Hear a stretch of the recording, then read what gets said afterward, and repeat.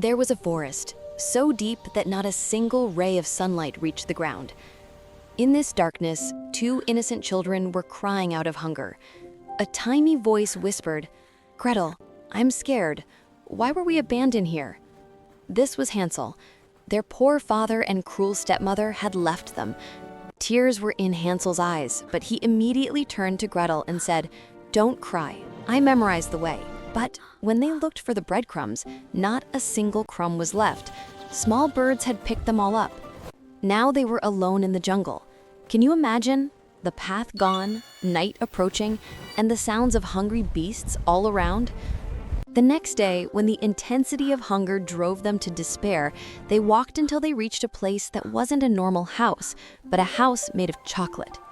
Its roof was made of crunchy biscuits, and the windows of shiny candy. As the children broke off a piece loudly, a frail, tiny voice came from inside. "Who is eating my little house?" A smiling but grotesque old woman emerged. There was no warmth in her smile. It was like a hunter's trap. She spoke sweet words and invited them inside.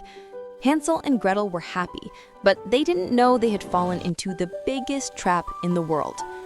Soon, that sweet house became a prison. The old woman, who was actually a bloodthirsty witch, locked Hansel in a cage and made Gretel her slave. Her plan was to feed Hansel until he was fat and then cook and eat him. Every day, the witch would grab Hansel's finger and ask, "Hansel, are you fat yet?" But Hansel was clever. He would hold out a broken stick from the cage instead. The witch's eyesight was poor. She thought Hansel was still thin. One day, the witch's patience ran out. "Enough is enough," she screamed. "Tomorrow we will cook and eat him, whether he is fat or not." The next morning, the witch heated a large oven. She ordered Gretel, "Look inside and see if the fire is burning properly." The witch's plan was to push Gretel in as soon as she bent down. But Gretel had heard this.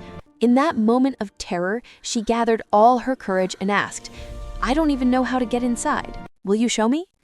The witch angrily shouted, "How stupid you are! Watch this!" And she bent down and moved toward the oven herself.